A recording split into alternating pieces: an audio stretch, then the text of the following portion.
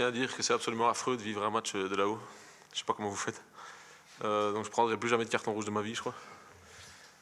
Comment j'ai vécu comme un match hyper compliqué, comme un match super difficile à gérer. On a eu pas mal de difficultés en première mi-temps pour gérer leurs 3 joueurs de devant. Mais c'est le genre de match qu'il faut réussir à gagner d'une façon ou d'une autre pour justement prendre des points au classement et prendre des places au classement. Mais c'est aussi la preuve que l'équipe est remplie de pas mal d'abnégation et de courage, parce que venir gagner 1-0 à Nantes, c'est pas une chose facile à faire. Donc non, chapeau à tout le monde, chapeau au staff qui a été capable de gérer le match de la meilleure des manières, et chapeau à tout l'effectif qui a fait un vrai match, même si c'était pas forcément le plus beau ni le plus entreprenant, parce qu'il y a eu des duels, il y a eu des fautes, il y a eu un combat tactique assez intéressant aussi. Mais au final, encore une fois, avec les rentrants aujourd'hui, on a pu apporter un peu plus de qualité et un peu plus de fraîcheur, et ça nous a permis de prendre 3 points super importants et de garder une dynamique assez intéressante avec, je crois qu'on a 7 points sur 9 là. Donc ça c'est pas mal, et puis une place au classement qui nous permet d'avoir la vie un peu plus tranquille avant d'aborder le Paris Saint-Germain. Ce qui est nouveau dans cette dynamique, c'est que vous prenez quasiment tous les buts. Vous avez marqué ça avec 1-0 contre Toulouse et 2-1-0 contre Lorient aujourd'hui, contre Trinity. Et ça, c'est nouveau. Ça, vous avez une facilité défensive. C'est amélioré sur ces. Ça, c'est une clé peut-être pour durer les changements. C'est une clé, ouais. Mais après, je te l'ai dit l'autre jour, c'est pas jouer à 3 comme ça derrière, c'est pas forcément mon kiff, ni ce que je préfère faire. Mais quand t'as Agba, Youne et Joe qui défensivement et même sur les sorties de balles sont assez impressionnants pour l'instant, c'est compliqué d'en sortir un. Donc non, tant mieux si ça nous apporte un équilibre et que ça nous permet de gagner des matchs, et ça nous empêche de prendre des buts, alors tant mieux. Et chapeau à ces gars-là.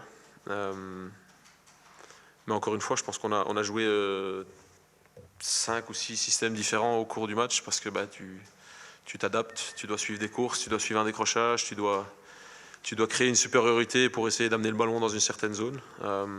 Et je crois que c'est une de nos plus grandes forces là pour l'instant, c'est que les joueurs sont capables d'assimiler et de comprendre très très vite ce qu'on leur demande de faire, et puis ça nous permet de faire une différence en match. Donc ça c'est hyper intéressant. Et du coup, on pense vachement bien les absences, parce qu'aujourd'hui, il manque Mizzi.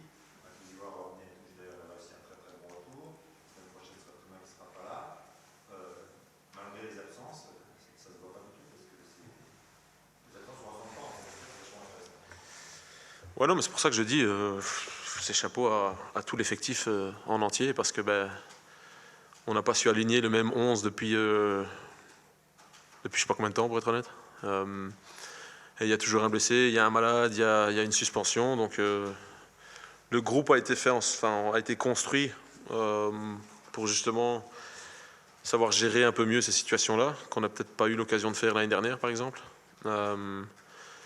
Et tout le monde est important à tout moment de la saison. On l'a prouvé sur le match la semaine dernière, on l'a encore prouvé aujourd'hui avec un mot d'Arami qui rentre au jeu, qui fait une différence. Donc c'est bien, c'est preuve que l'équipe est équilibrée, que l'équipe a faim et qu'elle a envie d'avancer. Donc je vais le dire pour une dernière fois, mais chapeau à eux.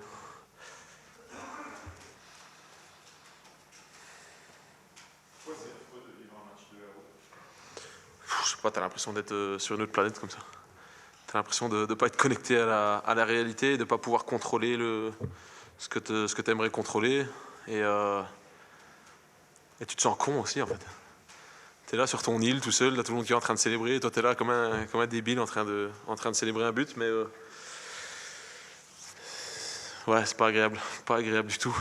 Donc je serais bien content d'être de retour sur le banc la semaine prochaine. Parce que malgré tout, dans le point positif de cette expérience compliquée, le fait d'être en tribune comme ça de fond, permet aussi d'avoir une vision différente du match que sur le poste. Tu vois des trucs, ça c'est quelque chose Ouais, mais non, c'est vrai, d'où le changement en fait, parce que on savait qu'Azor, Matusiwa devait sortir normalement à la 60e, on a réussi à le pousser jusqu'à la 70e. Mais la question que s'est posée la plupart de la semaine, c'était qu'est-ce qu'on fait quand Azor sort, parce que tu perds un équilibre, tu perds un point d'ancrage. Et je vous avoue qu'avant le match, je me suis dit, ok, on va repasser sur un 4-3-3 à plat, en mettant un peu plus de densité au milieu de terrain. Mais puis en voyant le match de là-haut, tu te rends compte que tes ailiers vont avoir un rôle clé à jouer et qu'il faut garder cette solidité défensive qu'on a eue pendant une grosse majorité du match. Donc voilà, je veux dire que c'est le seul point positif, ça te permet de voir ces choses-là. Mais ouais, non, plus jamais. Plus jamais. Vous avez 20 points dans la journée, vous êtes quatrième ce soir. Vous abordez le match de la semaine prochaine contre le PSG, sera peut-être leader ou deuxième, comme un vrai match au sommet du championnat. Voilà, qu'est-ce que ça fait? Quand même la deuxième journée ce soir. Donc c'est quand même très très on est à 4 points du PSG. Donc est-ce que c'est. Voilà, ce qu'on va passer.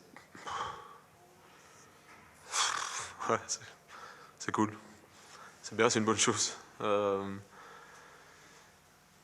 je t'avoue que j'ai pas encore du tout pensé au match de Paris. Là, je vais essayer de profiter pendant 20 minutes d'avoir gagné ce match-ci. Et puis on pensera à Paris ce soir ou demain matin. Mais non, je l'ai dit la semaine dernière, mais c'est le club qui avance.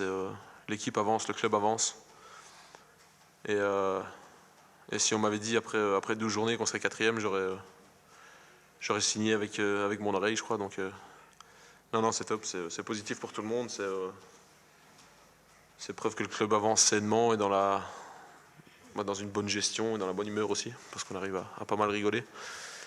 Donc c'est bien. On va accueillir le Paris Saint-Germain, on va essayer de les mettre en difficulté, même si on connaît forcément les qualités individuelles et collectives qu'ils ont. Ça c'est un fait, mais encore une fois, on n'a pas grand-chose à perdre et on est que le Stade de Reims, donc à nous de les embêter le plus possible.